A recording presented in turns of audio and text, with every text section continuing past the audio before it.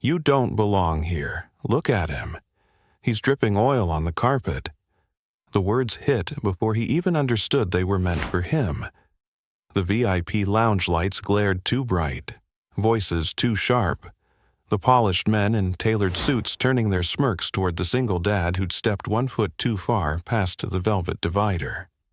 Someone laughed. Someone else pointed.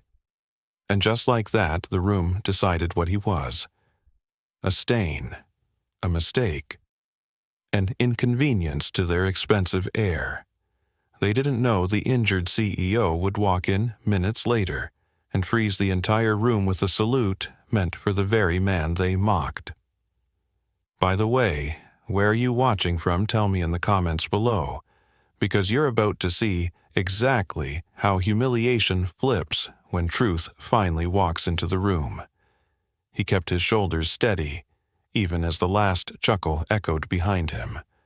The rage stung, but he refused to give them the satisfaction of a reaction. He reached for Mara's small hand instead, grounding himself in the warmth of her fingers. He hadn't come here to impress anyone. He'd only come because he had no choice. His daughter had been released early from school after a pipe burst flooded her classroom. His sister, who worked housekeeping on this floor, had called him to pick her up from the back hallway behind the lounge. A shortcut. Nothing more. But the rain had drenched Mara's clothes, and she'd clung to his sleeve, shivering. He stepped inside only far enough to grab a towel. The staff knew him. They'd let him stand near the entry while he dried her hair. But to the other passengers, he wasn't a father doing his best. He was a uniform, a grease-stained badge, a man who should have stayed where people like him belonged. He crouched beside Mara, wiping her cheeks gently. "You okay?" he murmured. She nodded, though her eyes glistened.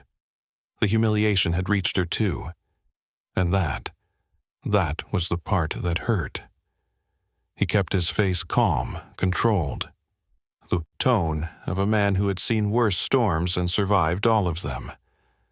Underneath the fluorescent glare and judgmental eyes, he carried himself with an old discipline that once came from years of military rescue missions.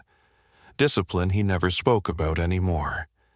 Not since he'd traded deployments for diapers, adrenaline for stability, and battlefield noise for the steady pulse of a little girl's heartbeat. He didn't look like the man he used to be, but that man was still there, buried beneath fluorescent vests and long shifts on the tarmac. Another burst of laughter rippled from a corner of the lounge. One man snorted, "Someone tell him there's a staff corridor for people like that." Mara dropped her gaze. His jaw flexed. He wanted to walk out. Wanted to remove his daughter from the choking air of entitlement. But he had to keep her warm until his sister arrived with the spare jacket she always kept in her cleaning cart. Leaving meant sending Mara back under the rain. Staying meant enduring a little more venom. He chose his daughter. He always chose his daughter. He guided her toward a quieter corner of the entryway, away from the cluster of polished shoes and luxury briefcases. The lounge smelled of citrus polish and money. 2 scents that reminded him exactly how invisible men like him became in rooms like these. He kept breathing steadily. In for 4, out for 6.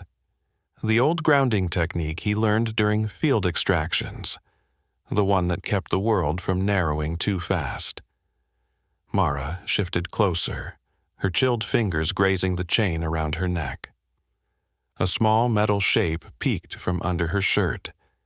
The Air Force challenge coin he'd given her years ago. She always wore it when she was scared. He touched it lightly. "Remember," he whispered, "coins don't shine unless they're handled rough." A faint smile returned to her lips. He stood again, taller than before, accepting the fact that every pair of eyes in the lounge had already judged him. But judgment didn't kill a man. Not when he'd walked through storms they would never understand. Behind the glass wall, A private jet rolled unevenly toward the terminal. A faint scraping sound carried through the window as the aircraft braked hard, jerking in a way no pilot ever intended. A flight attendant sprinted alongside it, waving for ground support. Passengers in the lounge perked up, hungry for drama. He didn't move at first. Not until he saw the door open and a group of aides struggling to support a woman whose posture instantly betrayed something serious. Shoulder collapsed inward, breath uneven, steps off rhythm. He recognized it from 30 feet away. Not a stumble, not a sprain, something deeper, something dangerous. Mara followed his gaze. "Dad, she's walking like Uncle Ray did the day he fell in the garage." The memory hit him like a flare. The hesitation vanished. Mockery still hung in the air around him, but the crisis had already chosen him, dragging the old part of him back to the surface. He stepped forward, no longer thinking about the stares, the whispers, or the polished men who'd laughed at him minutes ago. The world was shifting again, and he could feel the moment tightening around him like a harness. For now, no one knew what he saw. No one understood why he moved. But they would. Very soon, they would. He didn't slow down. Not after the realization hit him. Not after Mara's quiet comment sharpened every instinct he'd buried for years. The VIP lounge noise blurred behind him as he stepped toward the glass door where aides struggled to support Victoria Hale. Her breath clipped and shallow. Her left arm hung wrong. Her shoulder was rotating inward. Her pupils were uneven. Every warning sign pulsed through his mind like an old battlefield alarm returning from the dead. No one else recognized it. Not the wealthy passengers craning their necks. Not the staff hurrying to fetch water. Not the assistant waving his tablet, insisting she sit. "Just sit, ma'am." They only saw a powerful CEO who'd slipped on a stair. He saw something far worse. He moved until he stood at the boundary line between worker and luxury, the invisible line drawn by velvet rope and unspoken class rules. His boots stopped inches before that line, because stepping past it again would spark another scene. Mara clutched the back of his vest, peeking over his elbow, her small voice whispering, "Dad, she's not okay." "I know," he murmured, eyes tracking every stagger in Victoria's steps. The assistants lowered her into a leather chair, but the angle forced pressure onto the injured side. Her breath caught sharply. One of them laughed nervously, trying to diffuse the tension. "She just needs a minute. Long flight, bit of a scare." He recognized denial when he heard it. Denial killed just as quickly as injury. He lifted a hand slowly, signaling for them to stop repositioning. Her. But one of the suited men from earlier scoffed loudly. "You again? Stay in your section, all right?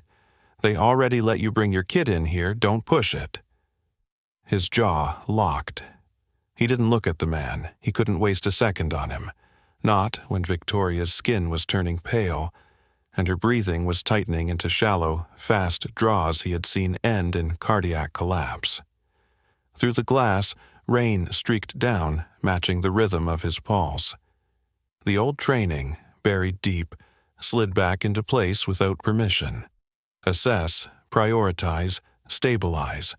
Her left arm was useless, her shoulder clearly dislocated.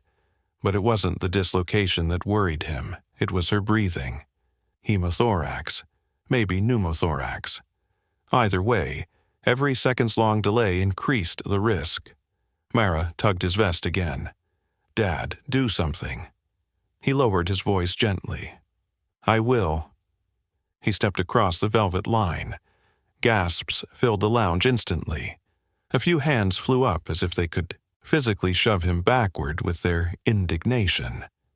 "This area is for passengers only," someone barked. "Security, get him out." But before anyone could touch him, Victoria groaned, low, ragged, terrifyingly familiar. Her head drooped forward, her breathing hitched like someone tightening a belt around her ribs. The sound silenced the insults faster than authority ever could. He reached her chair, his hands already rising to assess without touching yet. "Don't lift her arm again," he instructed, calm and sure. One assistant bristled. "Who are you to give orders?" "A man who knows what internal bleeding looks like." That froze them. It didn't convince them, but it froze them. Victoria's eyes flickered open, unfocused. Then her gaze moved just enough to land on his face. Her brow tightened, not in pain, but in a faint dawning recognition that she couldn't place yet. He knelt beside her, lowering his voice. "Ma'am, look at me. You had a high impact fall. Your shoulder isn't the issue, your breathing is. You need stabilization until paramedics arrive." The words weren't loud, but they carried. You couldn't fake that tone. You couldn't rehearse it. His voice belonged to someone who had said those words before. Hundreds of times. One of the executives stepped forward, suddenly sweating. "Wait, how do you—" A flight attendant burst in. "Paramedics are 2 minutes out." 2 minutes, plenty of time to make a mistake. Plenty of time to save her.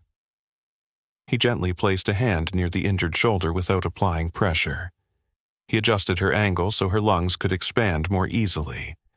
Her breath caught, then steadied a notch. Not much, but enough.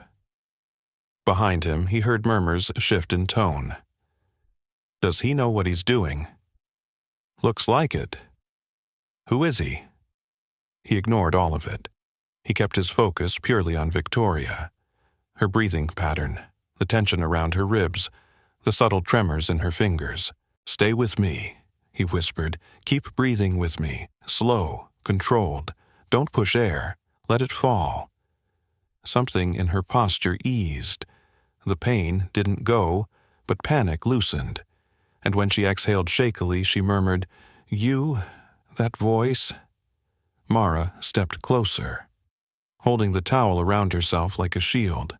Her eyes darted between her father and the collapsing CEO, her face pale but trusting.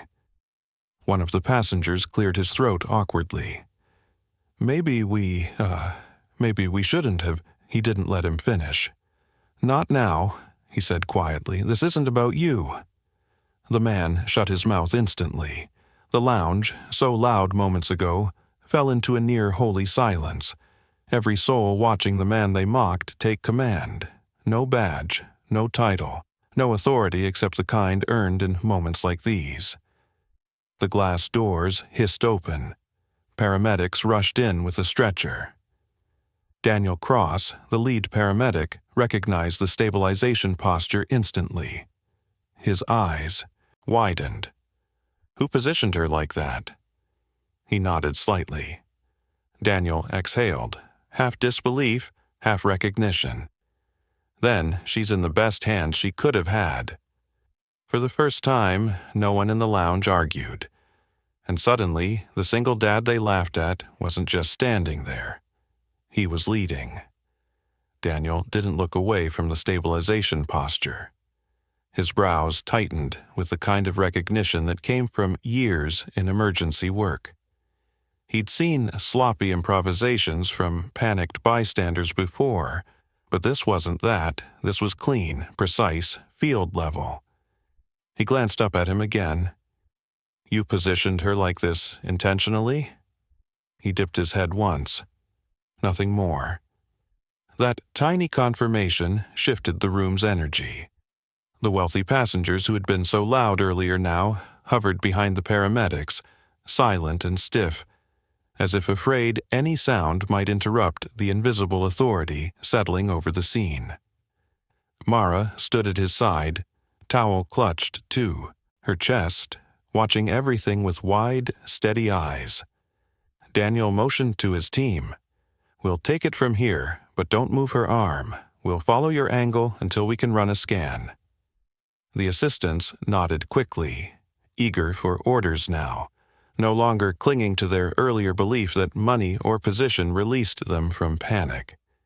He stepped back finally, but he didn't leave.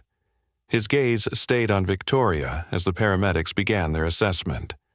Her breathing was still uneven, but less desperate than before. She blinked, trying to stay conscious, and each time her eyes fluttered open, they drifted toward him. "Keep her upright," he told Daniel quietly. "That'll ease the pressure." It wasn't a command, not exactly, but Daniel adjusted her position anyway, because he knew, and because he trusted what he saw. The paramedics began loading her onto the stretcher, and the moment she was lifted from the lounge chair, a new wave of whispers rose from the gathered passengers. "Did you see how he handled her? He moved like he's done this before. I thought he was ground crew. He is ground crew." He ignored all of it. Mara tugged gently at his vest again, softer this time. "Dad, is she going to be okay?" He knelt so his face was level with hers. "I'm going to make sure she gets what she needs, and the paramedics know what to do now." She nodded, trying to look brave even though her lip trembled. One of the assistants, a younger man with nervous hands, stepped toward him hesitantly. "Sir, sorry. I didn't mean to be disrespectful. I didn't know." "It's fine," he cut in gently, because wasting energy on humiliation wasn't part of the mission. "Focus on her. That's what matters." The assistant swallowed hard and rushed after the paramedics. As Victoria was rolled toward the hallway leading to the airport's medical bay, she lifted her head slightly. Pain strained her expression, but she forced her gaze toward him. "You stay close," she murmured, her voice thin but determined. The command wasn't loud, but it carried the weight of her entire corporate empire, trailing quietly behind the stretcher. Everyone heard it. Everyone froze. He didn't question it. He simply followed. Mara moved with him, sticking at his side like she had since the moment he'd walked into the lounge. Each step echoed in the hallway's polished floors, merging with the rhythmic squeak of the stretcher wheels.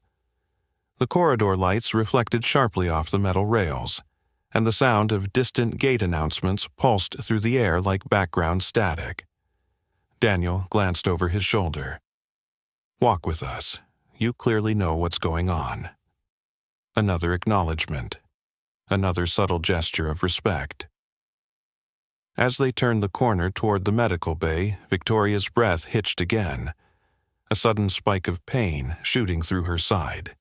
He instantly stepped forward, signaling the team to pause just enough to adjust the angle of her torso.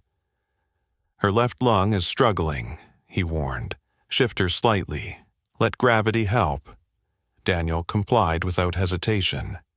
"Got it." The moment they adjusted her, Victoria's face eased. Just a fraction, but a fraction meant everything in trauma. The entourage behind them, executives, assistants, wealthy passengers who had mocked him seconds before, followed in stiff, uneasy silence. No one dared to question why the ground technician was walking ahead of all of them, why the CEO kept looking toward him like he was the only stable point in a room full of panic, why he moved with the fluid certainty of a man who understood life and death minutes better than anyone in that hallway. The lounge humiliation felt distant now, replaced by an expanding awareness that something had shifted, something they hadn't recognized soon enough. Daniel slowed as they approached the medical bay doors. "We'll stabilize her, fully inside, but you—" He paused, studying him more carefully. "You're not ordinary ground crew, are you?" He didn't answer. He didn't need to. Mara answered for him, softly, innocently. "My dad used to fix people, not just planes." A startled silence followed her words. Daniel's eyes widened slightly, connecting dots he wasn't sure he had permission to connect.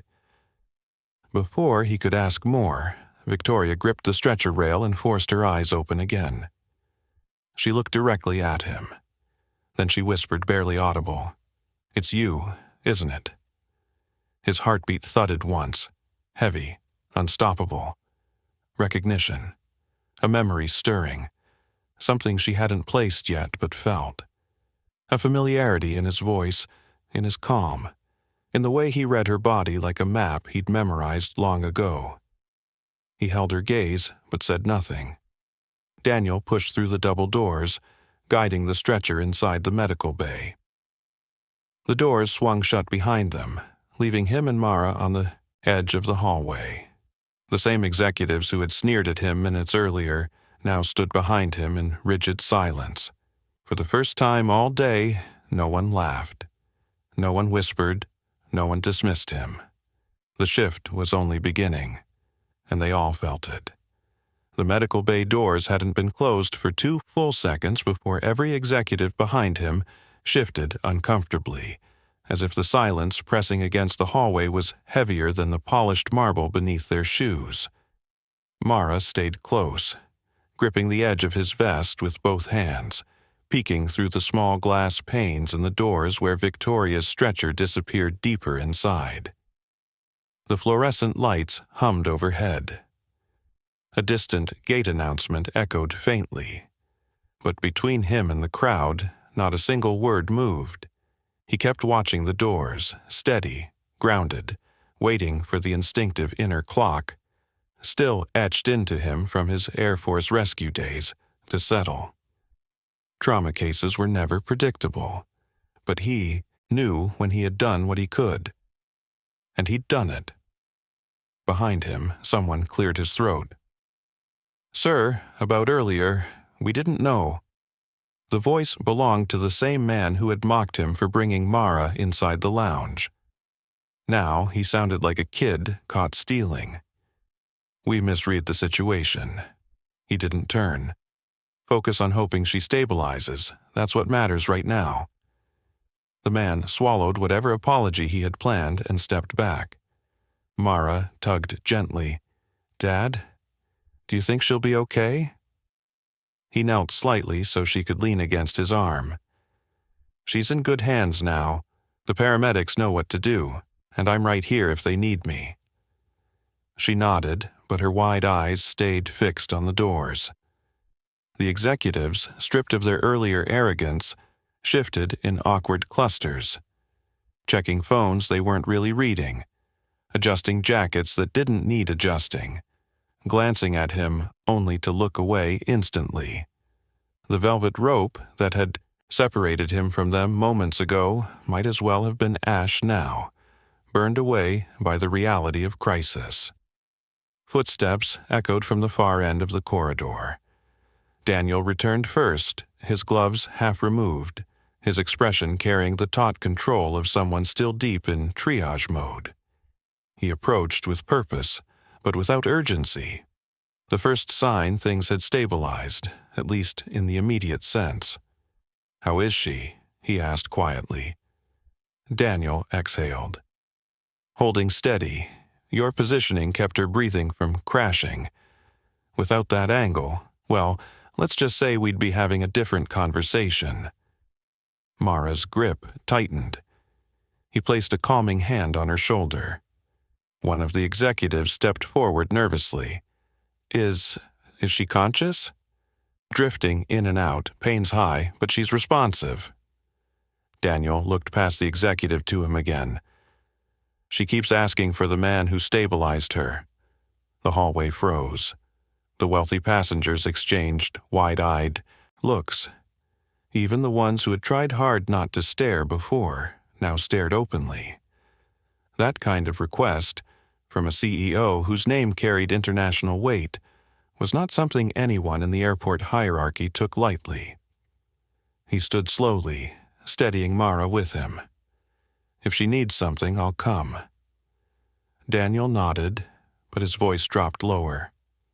"She didn't just ask for you. She said a name. Ward. And unless there's another Ward on this floor," his gaze sharpened, "she knows who you are, or she's close to remembering. He didn't answer. He didn't need to. The awareness settling in Daniel's eyes said enough. The medical bay doors opened again, this time with a calmer, controlled motion. A senior nurse stepped out. "We've stabilized her initial vitals. She wants to speak to him, and only him." A ripple of shock ran through the executives. Only him. He placed a hand on Mara's back. "Stay right here. I'll be back." "I'll wait," she whispered. Walked toward the doors, and the entire hallway seemed to straighten, as if the world itself acknowledged the shift happening. The same polished men who'd looked down on him now stepped aside instinctively, giving him space he had never asked for but now clearly commanded. The nurse guided him through a short corridor into a small recovery room. Victoria lay propped at an incline, her breathing steadier but still shallow, her left arm immobilized in a temporary support structure. Monitors beeped gently around her. The sterile scent of antiseptic filled the air. Her eyes fluttered open at the sound of footsteps. "It is you," she whispered, voice gravelly but certain this time. He approached slowly, keeping a respectful distance. "Focus on breathing. Don't push yourself."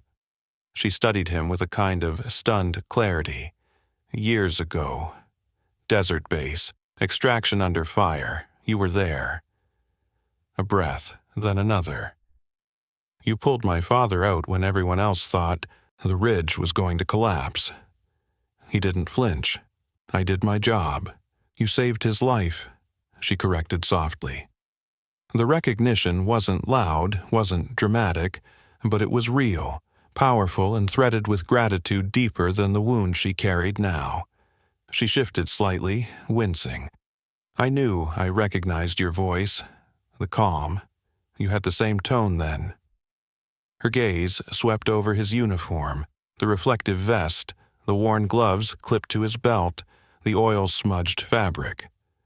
"What are you doing here?" He met her eyes, steady. "Raising my daughter, that's all." Something in her expression changed. Respect, understanding, and something like anger, directed not at him, but at the world that had forced him into obscurity. A shadow of pain crossed her face. "They didn't treat you right out there." It wasn't a question. "They were scared," he replied quietly. "Fear makes people careless with their judgment." She closed her eyes briefly, breathing, against a wave of pain, then opened them again. "Stay until they move me for imaging. It helps when you're here." He nodded once, and when he stepped closer, positioning himself where she could see him clearly without straining her neck, the truth settled like a silent verdict in the room. This was no coincidence. This was no accident. This was the beginning of the reversal the entire airport would soon witness. The single dad they mocked was the only person the CEO trusted to keep her alive. The room stayed still after her request, as if even the monitors softened their rhythm to match the quiet weight settling between them. He didn't sit, didn't fidget, didn't speak unless she needed him to. He simply stood within her line of sight, a steady presence she could anchor to while the pain rippled beneath her controlled breaths. Victoria watched him the way someone watches a memory they never expected to see again, half in disbelief, half in recognition. The medical team worked around her, adjusting IV flow, checking the immobilizer, running quick vitals. Each time her breath tightened from a sudden pulse of pain, she looked at him. Not the nurses, not the assistants, not the expensive executives waiting outside. Him. When the senior nurse finished her charting, she stepped closer. "Ma'am, we'll be transferring you to imaging in a few minutes. We need to confirm the extent of internal trauma." Victoria nodded weakly, eyes still on him. "He's coming with me." The nurse blinked. "Only staff can accompany." "He's coming," Victoria repeated, not raising her voice but sharpening it with authority that didn't require volume. The nurse hesitated only a second before nodding. Orders were orders, and this was a woman accustomed to giving orders that were followed. He shifted closer, lowering his voice. "You should focus on yourself.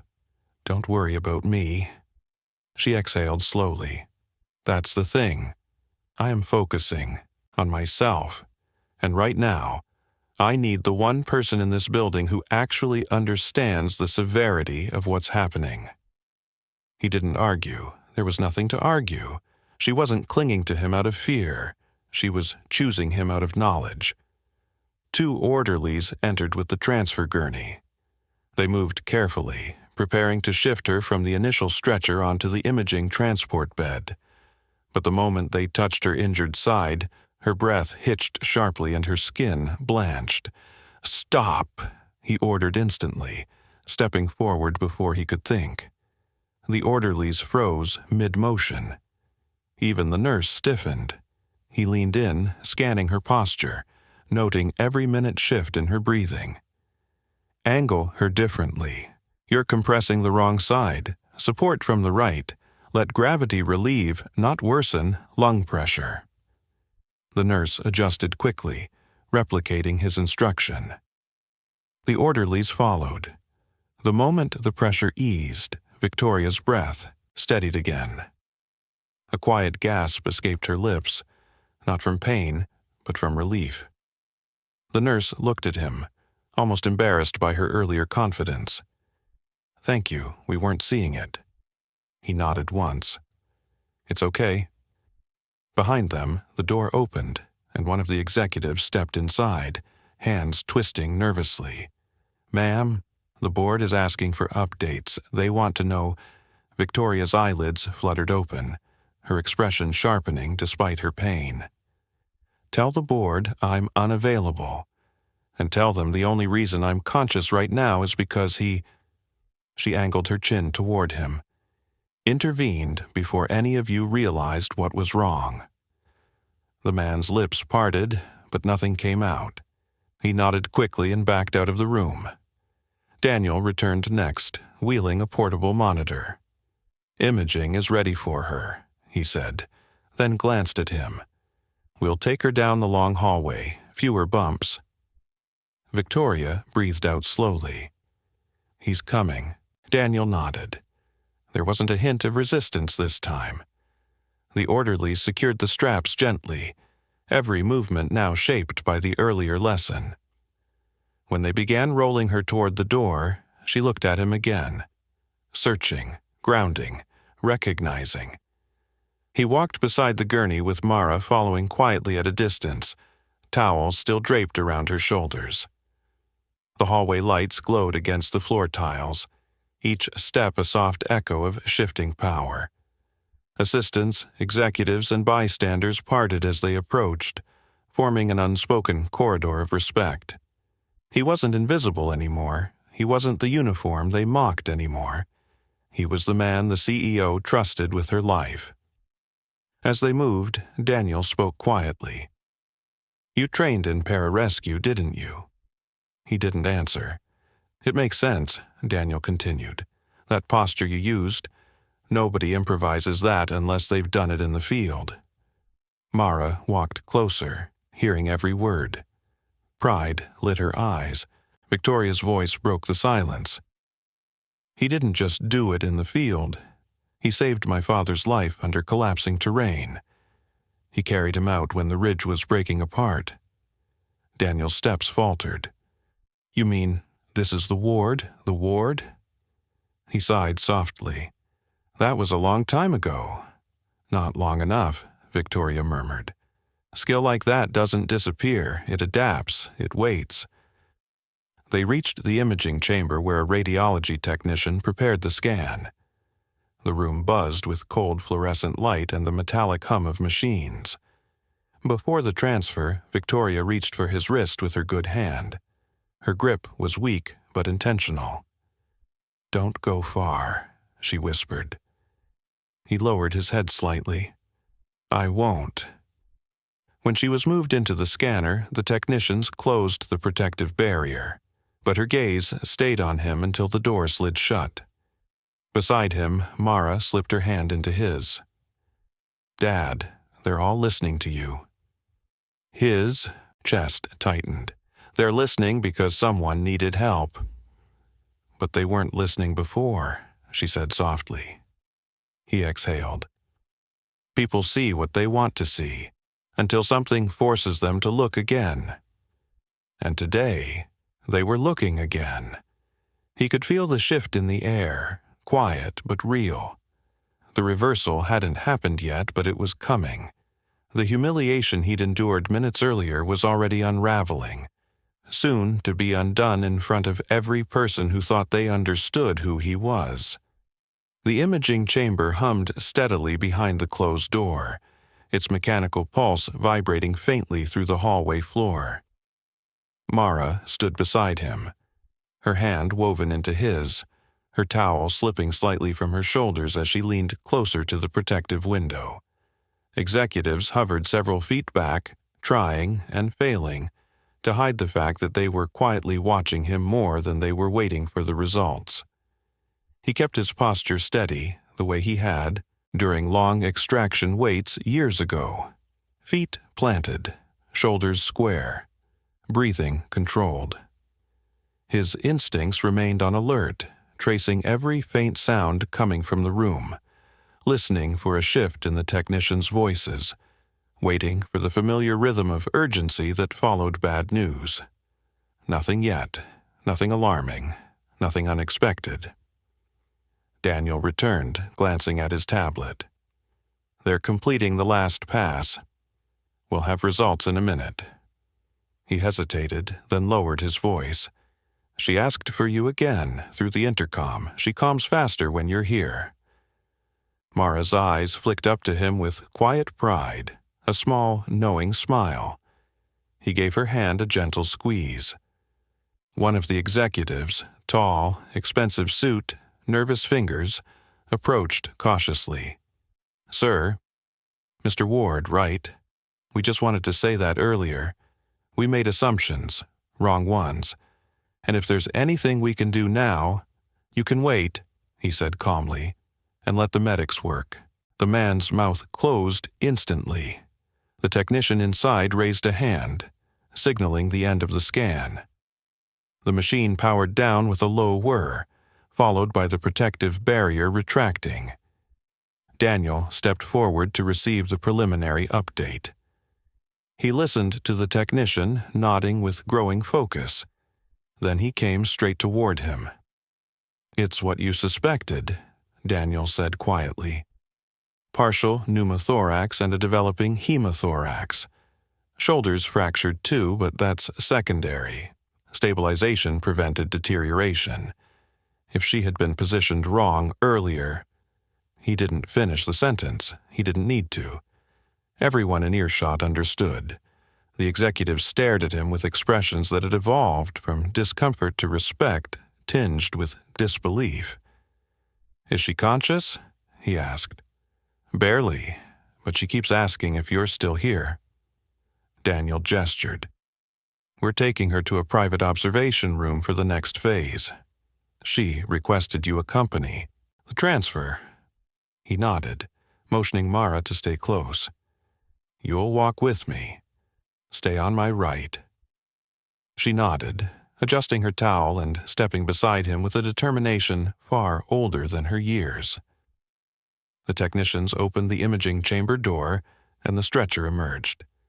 Victoria's face was pale, features drawn tight with pain, but the moment her eyes found him, something in her expression softened. A fragile recognition, a strained awareness. "Ward," she whispered. He stepped to her side. "I'm here." "Good," she murmured, breath trembling. "Don't let them angle me wrong again." "You're safe. I'll guide them." The paramedics didn't question it. Daniel gestured for the orderlies to follow his lead, but every one of them kept glancing toward him for confirmation. The group began moving down the long hallway toward the observation suite. a quieter, more private wing reserved for high-profile passengers. Each wheel rotation echoed under stark lighting, blending with the rhythmic beeping of portable monitors. Mara walked on the other side of the stretcher, her small presence oddly grounding in the otherwise clinical procession. Halfway down the corridor, Victoria's breathing hitched again, short, shallow pulls of air like her chest was tightening. The technician at the head of the stretcher adjusted the handle, but it worsened the angle. He stepped in instantly. "Stop! Tilt her slightly forward. No, not that far. Support under the right rib cage. You're elevating her pressure point." They adjusted as instructed, and her breath eased. The relief was immediate, visible, undeniable. One of the executives whispered behind him, awed and shaken, "He sees everything." Another muttered back, "And we laughed at him. God." He pretended not to hear. This wasn't the moment for vindication. Not yet. Vindication had its own timing, and they weren't there yet. They reached the observation suite, a private, glass-walled room with soft lighting and emergency equipment already prepared. As they transferred her carefully onto the adjustable bed, she grabbed his wrist again, fingers trembling but purposeful. "You saved my father," she breathed. "And you saved me before I even understood what was happening." He lowered his head closer. "Breathe slow, let the pain pass." "You haven't changed," she whispered, tears gathering beneath her lashes, not from pain but from memory. Same voice, same calm. Daniel cleared his throat gently. "We need a few minutes to run post-imaging checks. You can wait just outside those doors." Before he could step back, Victoria's grip tightened. "No, he stays. Move the equipment if you must, but he stays." Daniel paused, then nodded. Understood. The paramedics rearranged cords and monitors to give him space. He stood near the foot of the bed, close enough for her to see him without straining, far enough not to interfere. Mara stood beside him, placing her tiny hand over his wrist, silently promising she wouldn't leave either. Outside the glass wall, executives clustered like schoolchildren awaiting a verdict. Their expensive watches, polished shoes, and perfect hair seemed strangely insignificant in the shadow of this moment. None of their power meant anything here. Not when the room's survival depended on a man they had mocked less than an hour ago. Victoria studied him again despite the pain. "Ward, why aren't you still in the field?" He hesitated, then quietly, "My daughter needed me more than the Air Force did." Victoria's eyes softened, not just with recognition, but with genuine respect. The reversal had begun, not with applause, not with a salute, not yet, but with the quiet shift of a woman who finally understood exactly who stood at her bedside. The monitors softened into a steady rhythm, the kind that told him she was stable enough for the next phase, but still vulnerable beneath every breath.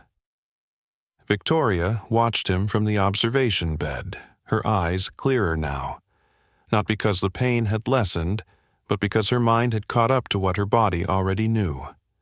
She wasn't safe because of wealth, status, or medical titles. She was safe because he was here. Mara remained by his side, fingers curled lightly around his wrist as she stole glances between him and Victoria. The towel around her shoulders had slipped almost entirely, but she didn't seem to notice. She was too busy watching the room, watching the adults who once dismissed her father now standing on the other side of the glass like they were witnessing something sacred. A nurse approached the bed with a fresh set of vitals. "Your oxygen is holding," she murmured to Victoria. "We'll keep monitoring for fluid accumulation. Let us know if you feel tightness again." Victoria nodded, then looked back at him. "Stay where I can see you." He didn't move. The executives outside shifted nervously, stealing glances at him every few seconds. Their whispers were low, but nothing in the hallway escaped him. That's the guy she keeps asking for. She trusts him more than the entire team. What even is his background? How did we not know? He tuned it out. The only voices that mattered were the ones in this room. Daniel entered again, tapping data into his tablet. Initial imaging confirms partial pneumothorax. We'll need to monitor for any progression. She's stable for now, thanks to the early intervention. He shot him a look. A quiet, respectful acknowledgement. If you hadn't positioned her the way you did, she'd be in surgery already. A muscle in Victoria's jaw tightened as she absorbed that. Her gaze returned to him with a new layer of emotion, gratitude mixed with disbelief. You shouldn't be on the ground crew, she whispered softly. He looked away for a moment, focusing on Mara adjusting the blanket on the foot of the bed. Life changes priorities, but skill like yours. Her voice caught on a wave of pain, but she fought through it. It shouldn't be hidden. It isn't hidden, he said quietly. It's just not needed every day. That's exactly why it's remarkable. Her fingers curled against the blanket. People like you always show up when they're needed most. He didn't answer. He didn't need to. The nurse returned with instructions for the next hour. We'll keep monitoring. No sudden movements, no shifting your weight. If you feel tightness, you tell us immediately.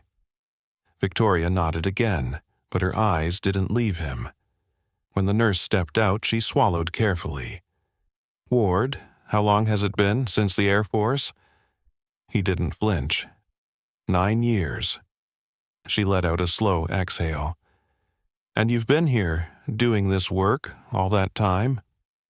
Ground tech keeps me close to home, he said simply. Close to her. He nodded toward Mara. Mara lifted her chin with quiet pride.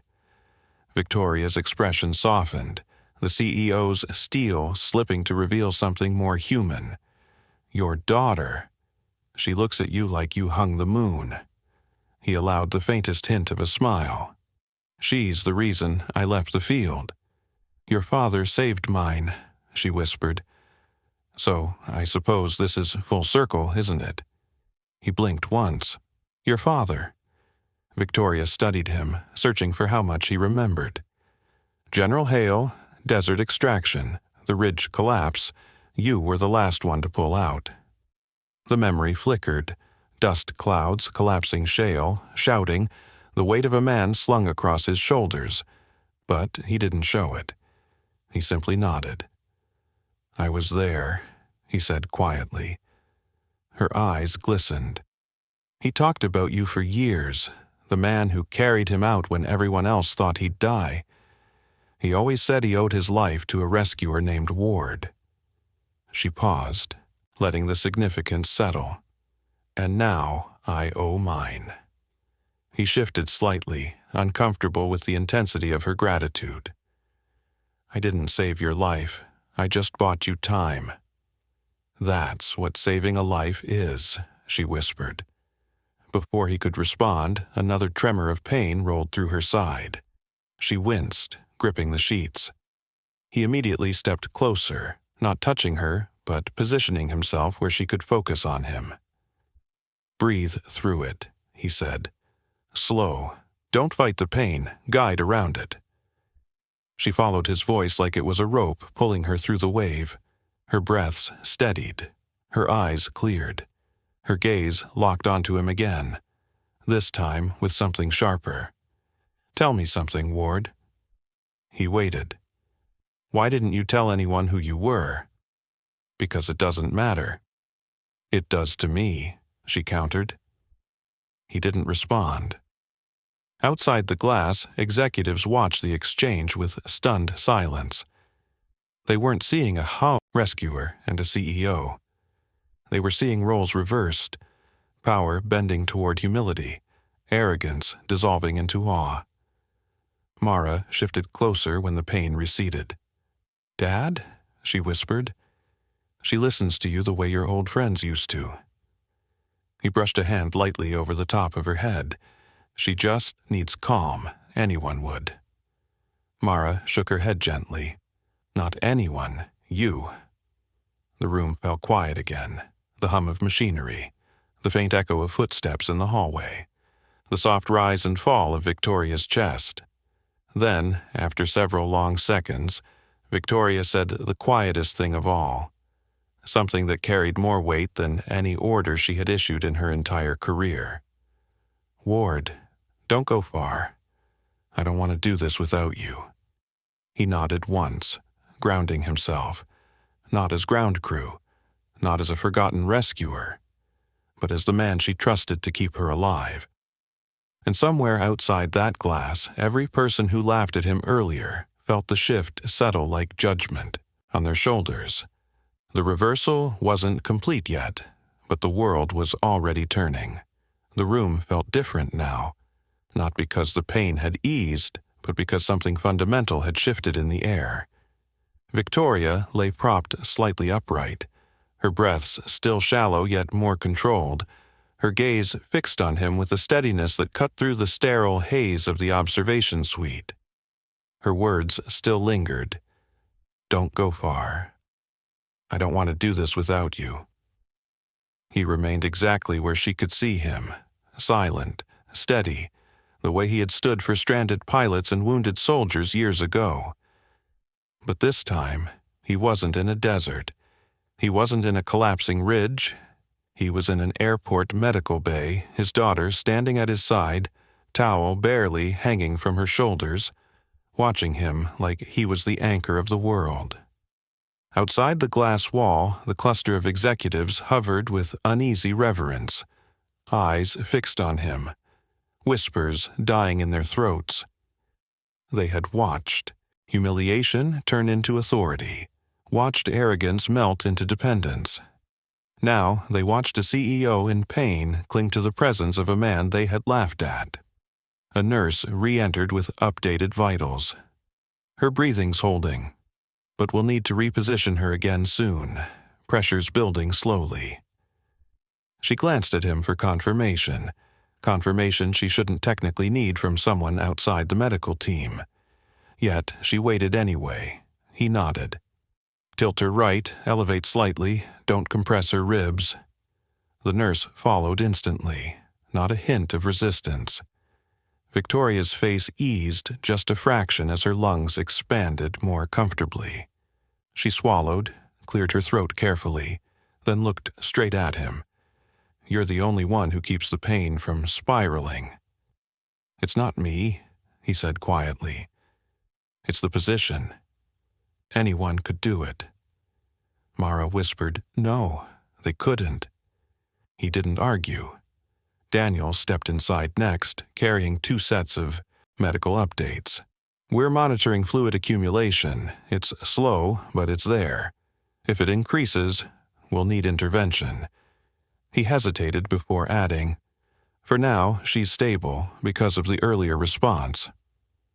Victoria absorbed the statement but didn't flinch. "What's next?"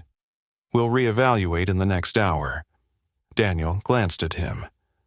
"And I'm guessing you're staying for that."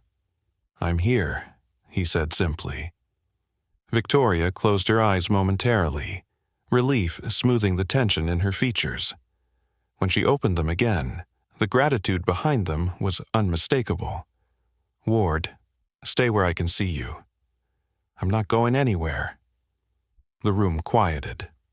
Mara stepped forward, tugging gently on his sleeve. "Dad, do you think she's scared?" He answered softly, "Anyone would be." "But she's brave?" He nodded.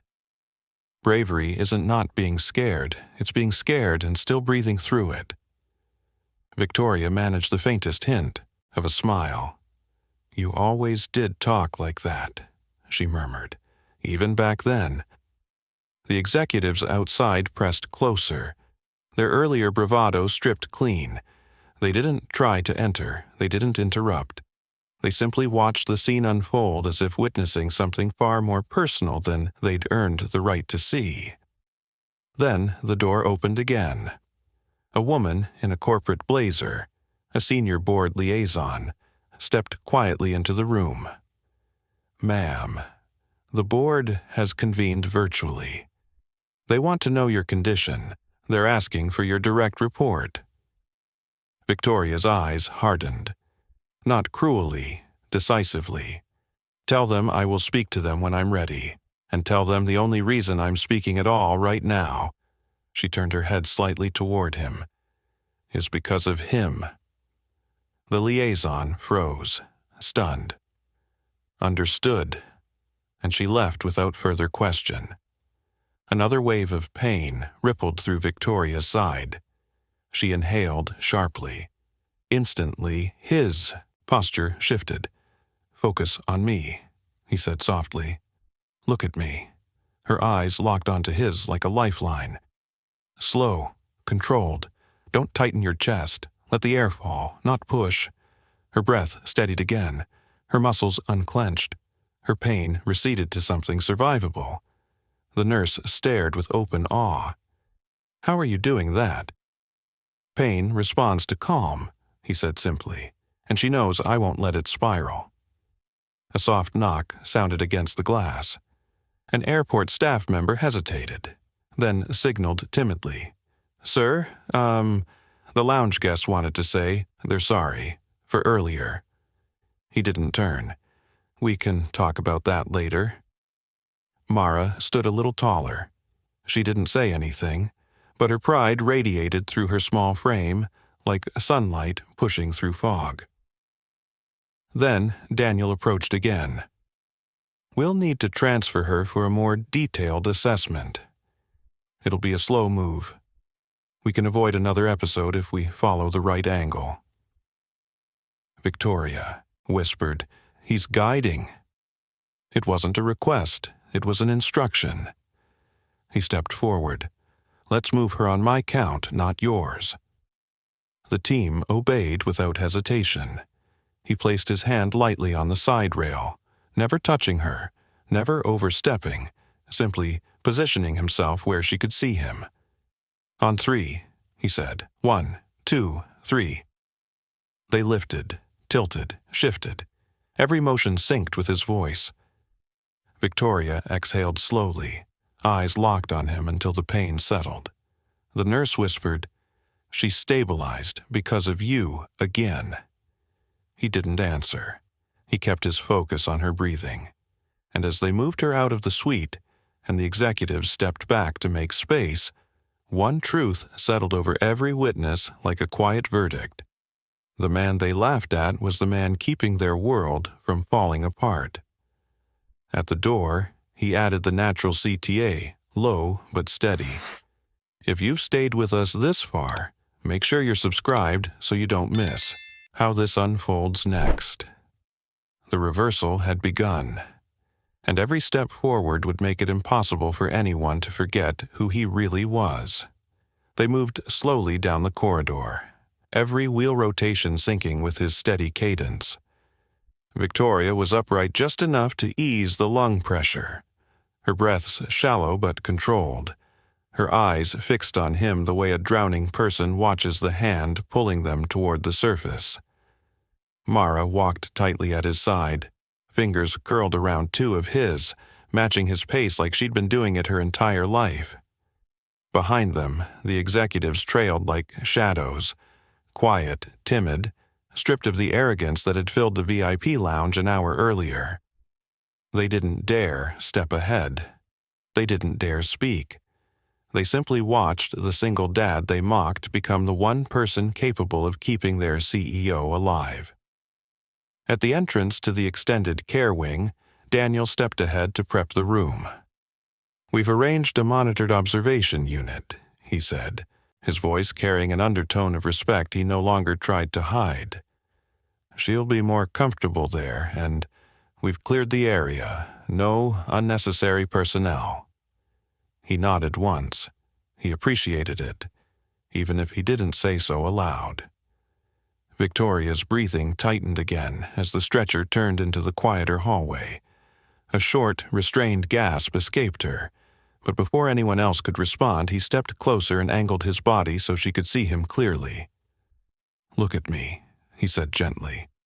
Her gaze snapped to his instantly. "Follow the rhythm," he continued, inhaling slowly, exhaling even slower. "Like before. Let the breath fall. Don't force it." She mirrored him, breath by breath, her muscles unclenching as the pressure eased. The tension in her shoulders softened, and color crept faintly back into her cheeks. The nurse at her side blinked in disbelief. "She stabilizes almost immediately when you guide her." "She's grounding through him," Daniel murmured. "It happens with trauma patients. They cling to whoever their brain trusts most." Victoria managed a faint smile despite her pain. "My brain is correct." He didn't respond, but Mara did, quietly, with a gravity years beyond her age. "My dad always shows up when it matters." Victoria's eyes softened. "I know." They reached the observation suite, a private room lined with warm lighting, soft monitors, and a window overlooking the east side of the runway. It was meant for dignitaries, ambassadors, high-ranking travelers. But this time, its most important occupant wasn't a title. It was a woman clinging to breath and memory. The team prepared to shift her onto the room's adjustable bed. The tension thickened instantly. Transfers were risky now. Every wrong angle, every jolt could deepen the collapse in her lung. He stepped close, raising a steadying hand. "On my count, and keep her upper spine aligned." Daniel nodded. The nurse nodded. The orderlies waited for his lead. 1, 2, 3, tilt right, lift slow. They moved. They followed. They didn't question. Victoria let out a tight exhale, but no gasp of panic followed. He stayed at her side, guiding her breathing until she settled again. When they finished, Daniel double-checked the monitors. Oxygen holding. Blood pressure low but stable. Pain elevated but manageable. No acute spikes. Victoria's eyes drifted open. "Ward," he leaned in slightly, "I'm here." She swallowed, her throat working through discomfort. "I didn't expect any of this. Not today, not like this." He nodded once. "Crises don't wait for the right time. They hit when they hit." "And you were there," she whispered. He couldn't deny it. "Yeah." The executives hesitated at the doorway, unsure if they were allowed to enter. Unsure of their place. Unsure how to face the man they had misjudged so completely. Victoria noticed them and frowned. "Why are you all standing like you're waiting outside an operating theater? Come in or leave, but don't hover." They stepped in meekly. One of them, older gray at the temples, cleared his throat. "Ma'am, we'd like to apologize to Mr. Ward. Earlier, none of us understood." She cut him off. "That's because none of you bothered to look beyond the surface." She shifted slightly, wincing. "He didn't save me because of my title. He saved me because that's who he is. And all of you failed to see it." The executives shrank under her words. She turned her gaze back to him. "Ward, you could have walked away when they mocked you." "I don't walk away from people in trouble," he said simply. "And you didn't hesitate," she whispered. "No," he replied, "I didn't." The room went quiet. Mara stepped closer, her hand slipping into his again. She looked up at Victoria. "My dad helps people even when they're mean to him." Victoria's eyes shimmered. "He helped me before I even knew he was here." A long breath passed between them. An unspoken acknowledgement of history, consequences, and the sharp twist of fate that brought them back into each other's orbit. Daniel checked the monitors one last time. "She's stable. For now, time is the main factor." He nodded. "I'll stay." Victoria's fingers curled slightly against the blanket. "Good." The executives stepped back, giving the three of them space. respectful space, earned space. And while the room held its quiet, undeniable shift, Mara leaned into him and whispered, "Dad, they're not laughing anymore." He looked at his daughter, the anchor of his life, the reason he'd walked away from missions that once defined him. "No," he murmured, "they're not." The reversal wasn't finished, but the foundation was solid. The truth was visible now, undeniable, irreversible, and the man they mocked was becoming the man none of them could look away from. The room settled into a softer rhythm after Daniel's final check. Monitors steady, oxygen holding, Victoria resting, but conscious enough to stay aware of every movement around her. Mara had curled into one of the corner chairs, the towel slipping off her shoulders as she finally exhaled some of the fear she'd been carrying since the VIP lounge. The executives stood with careful stillness near the door, as if any sudden motion might undo the fragile stability they were witnessing. He remained at Victoria's side, positioned where she could see him without straining her neck. Any time her breathing wavered, her gaze drifted toward him, and each time his presence pulled her back to calm. Not a word needed, not a title, not a uniform. Just the quiet steadiness she remembered from long before either of them expected to meet again in a place like this. It was the senior board liaison who finally broke the silence, stepping cautiously into the room. "Ma'am, the board urgently requests at least a brief update. They said your flight's sudden return caused alarm across 3 departments." Victoria kept her gaze on him a moment longer before turning to the liaison. "My update is simple. I'm alive because he acted before anyone else understood what was happening." The liaison stiffened, eyes flicking to him, this time with genuine respect, not shock. "Understood, I'll relay that. And tell them," Victoria added, "that until further notice, all inquiries come through me directly. No one else." "Yes, ma'am." She stepped out immediately.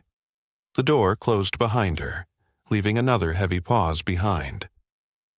Victoria's expression tightened around the edges, not solely from pain but from the memory flickering behind her eyes. "Ward, how did you know? From across the lounge, from that distance, how did you read it so fast?" He didn't answer immediately. He watched her breathing pattern, ensuring it held steady, before he spoke. Internal injuries follow a rhythm, a pattern. Shoulders lie, posture lies, faces lie, breath doesn't. She let out a thin exhale. "You were trained to see things no one else catches." "I was trained to see what happens when you miss it," he corrected softly. Her eyes darkened with understanding. "My father used to say the same thing." "Your father understood risk," he said. He knew the thin line between minutes and seconds. Victoria's gaze softened. "And you carried him across that line." He didn't offer acknowledgement, but his silence was enough. Outside the glass wall, 2 junior executives approached timidly, unable to hide the remorse etched across their faces. One hesitated before knocking lightly. "Sir? Ma'am?" Victoria's eyebrows lifted just slightly. "Permission." He turned his head. "Yes?" The younger executive swallowed hard. "We wanted to apologize again for earlier in the lounge."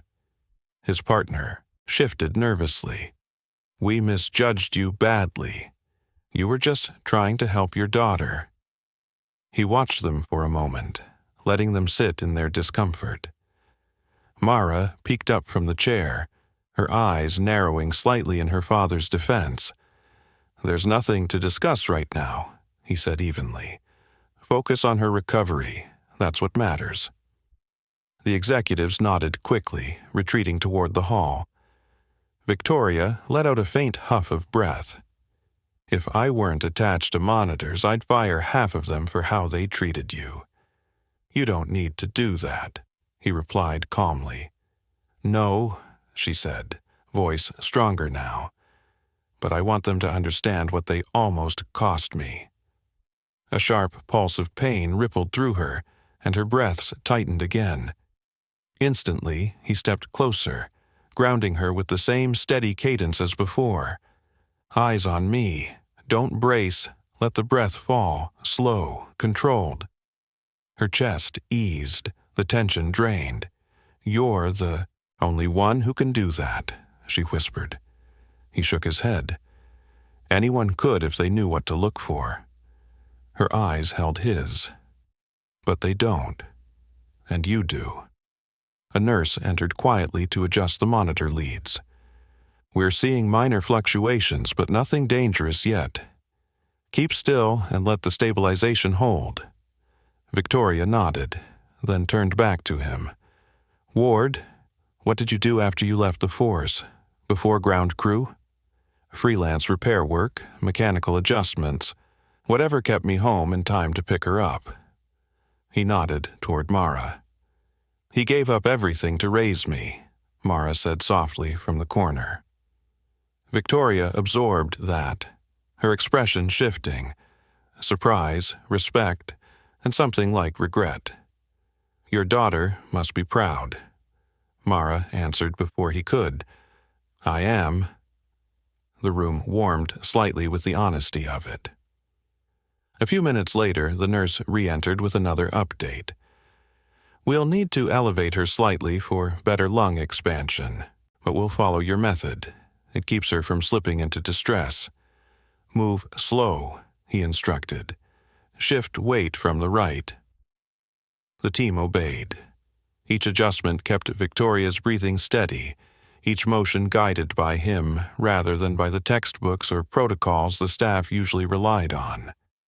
When the shift was complete, Victoria whispered, "Ward, I don't know how to repay you." "You don't need to repay me," he said, "but I want to." Tears pooled beneath her lashes, not from pain, but from the weight of truth. "You saved my father, and today you saved me, and you did both without hesitation." Behind them, executives listened without daring to step closer. This was no longer medical, it was personal. History folding into the present with quiet finality. Victoria closed her eyes for a moment, then opened them again with new resolve. "When this crisis passes, when I can stand again, I want the entire board to see who you really are." He didn't react. He didn't need to. The promise hung in the air like the foreshadowing of the moment yet to come.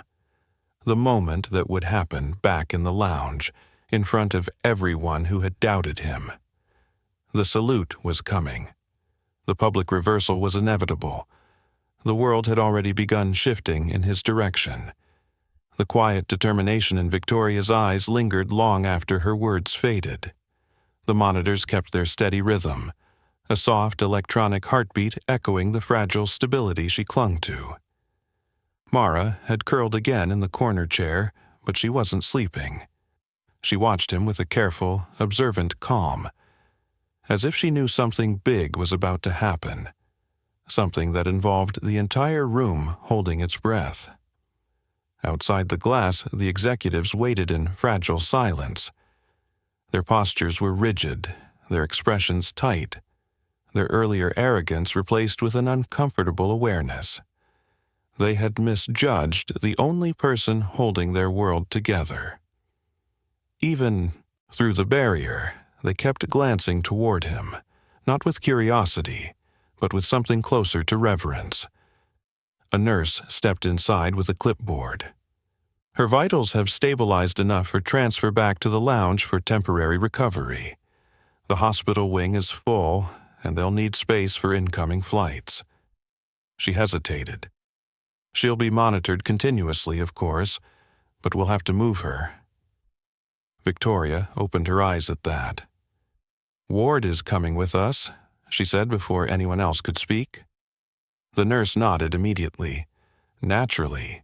He's the one who's kept you stable so far." Mara stood from her chair, adjusting the towel around her shoulders. "Dad, can I come too?" "You stay close to me," he said softly. "But yes, you're coming." The executives outside straightened instantly when they saw the medical team preparing to move Victoria. They formed a nervous, unspoken line on either side of the hallway as the doors slid open. The stretcher rolled forward, guided by Daniel and two orderlies, but every few seconds Victoria's eyes drifted toward him, confirming his presence. He stayed beside her, steady and patient, one hand resting lightly on the side rail. Not touching her, not interfering, simply anchoring her breathing with his presence. As they made their way through the corridor, every staff member they passed instinctively stepped aside. Passengers paused mid-conversation. Security officers straightened.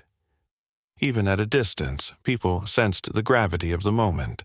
A CEO, pale from trauma, surrounded by paramedics, and a man in a reflective vest whom she seemed to be following with her eyes like a compass.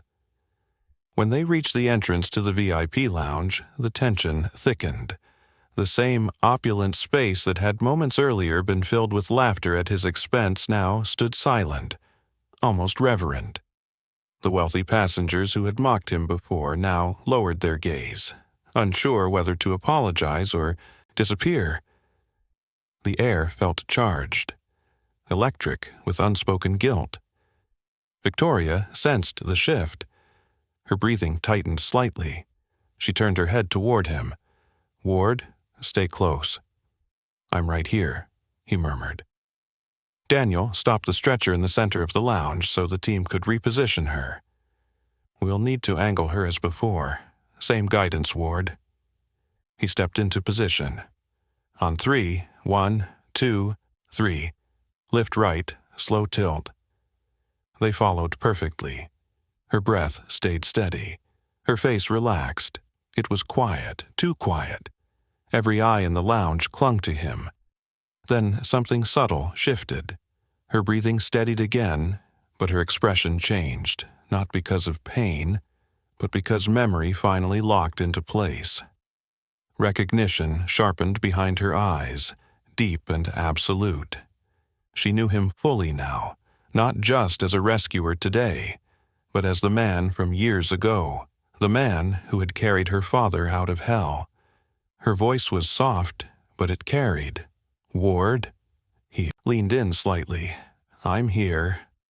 She raised her uninjured arm slowly, painfully, and her fingers tightened in a controlled effort.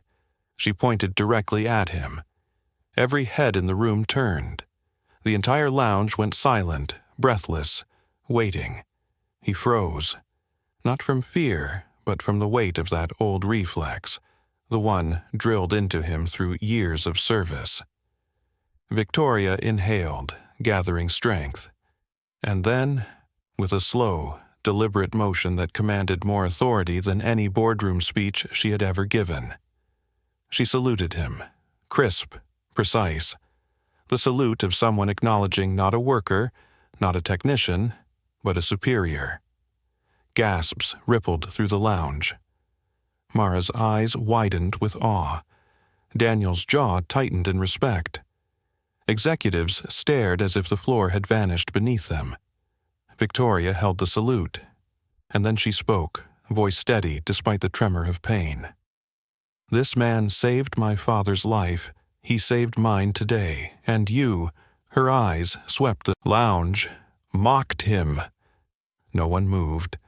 "No one in this room," she continued, "has the right to look down on him. He is the reason I am alive." His throat tightened. He wanted to look away, but her gaze held him still. She lowered her hand. "Ward," she whispered with emotion she didn't hide, "you didn't come here today to be honored, but you will be." The lounge shifted around them.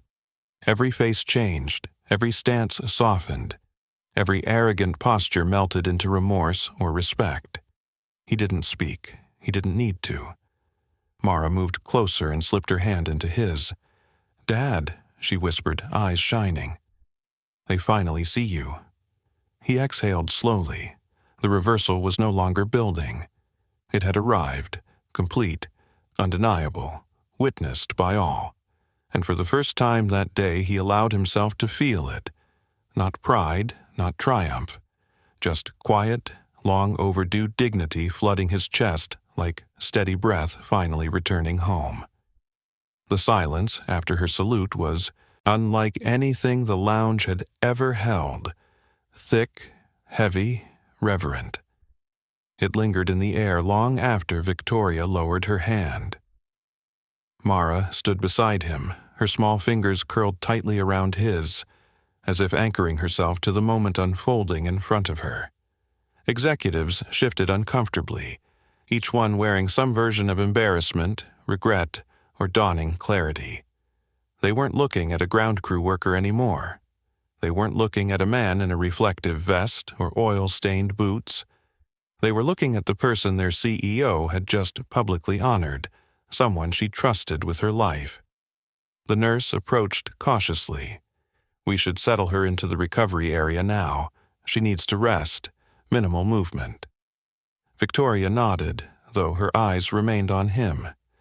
"He stays in my line of sight." The staff didn't question it.